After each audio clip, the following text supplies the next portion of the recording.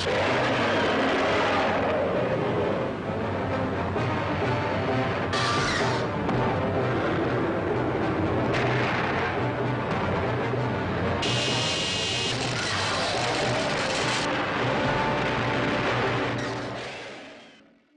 War of the Gargantuas. This was the film that inspired Brad Pitt to pursue acting, and like many, it's one of my favorite kaiju films from Toho.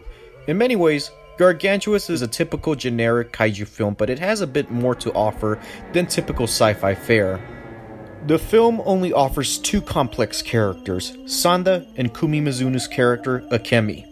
While bits and pieces of Sanda and Akemi's relationship are revealed through exposition and one flashback, it's enough for audiences to get invested in, especially since Akemi's positive influence on Sanda as a child later comes full circle when the adult Sanda saves Akemi twice. Very little can be said about the other characters. Russ Tamblyn, the film's leading man, is bland and boring. On set, Tamblyn came off as an asshole. He refused to accept Ishiro Honda's directions at times and even changed a majority of his lines without the knowledge or approval of Honda. Tamblyn only accepted the job because his wife wanted to visit Japan, and he thought no one was going to see the movie. It's pretty clear he was bored on set, and that boredom shows in his performance. Kumi Mizuno should have had the leading role. Kenji Sahara and Jun Tazaki do not fare any better. They play the typical generic scientist and military general found in these movies. Gaira is also equally as bland, surprisingly.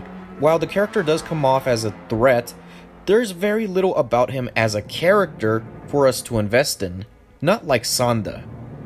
As always, Akira Fukube delivers another excellent score that is brooding, atmospheric, and at times emotional.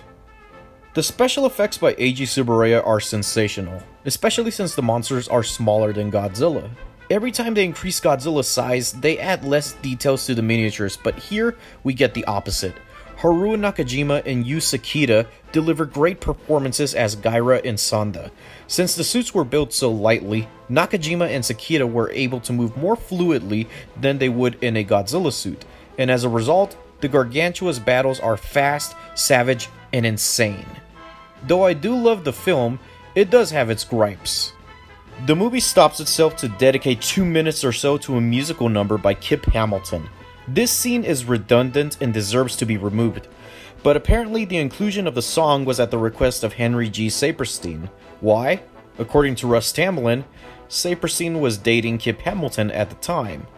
What's even worse is that the next scene is a military mobilization sequence that lasts for 20 minutes. It switches to some shots with Gaira, but still, that whole scene did not need to be 20 minutes long. They could have trimmed it down in favor of showing more scenes of Sanda and Gaira's relationship, which is explored very little. Henry G. Saperstein, who co-produced the movie, was disappointed with the designs of Sanda and Gaira.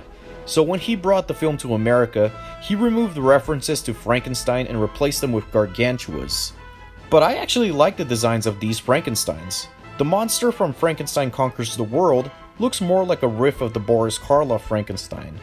But the Gargantuas actually look like a Japanese reinterpretation of Frankenstein. The US cut has some exclusive footage not found in the Japanese cut. Dr. Stewart is introduced earlier and even accompanies the police to investigate the boat accident. But I find the US version tedious.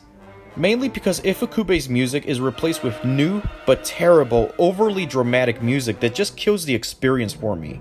The one thing I do praise about the US cut is that it adds some of Ifukube's music from Monster Zero, especially during the Gargantua's final battle, and it actually fits way better.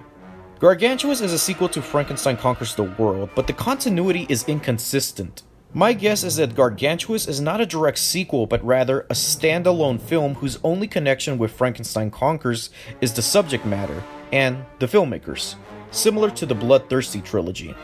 Although at times, Gargantuas does feel more like a remake of Frankenstein Conquers the World. Overall, War of the Gargantuas is an absolute treat. Its flaws are overshadowed in where it succeeds, such as in the performances, the music, the special effects, and Ishiro Honda's directing, which he was able to keep together despite Russ Tamblyn's immature attitude on set. It's very difficult for me to decide between Frankenstein Conquers the World or War of the Gargantuas. I love both films equally. They both do things better than the other, but if I had to choose, I'd have to go with Gargantuas. While Frankenstein Conquers has a more stronger story and characters, Gargantuas has stronger spectacle, which is exactly what one expects out of kaiju films. I've seen Gargantuas way more times than I have with Frankenstein Conquers, and I never get bored with each viewing. If anything, it gets better with each viewing. Nowadays, I prefer watching the export English dub since it's a direct translation of the Japanese version, which is my favorite cut of the film, despite the hilarious fact that even Russ Tamblyn's English dialogue is dubbed over by another actor. Well, he could have fallen in love with a whale, I guess. Gargantuas is an absolute classic of the kaiju genre, and it's a film that deserves a proper remake. I award War of the Gargantuas 3 stars out of 4.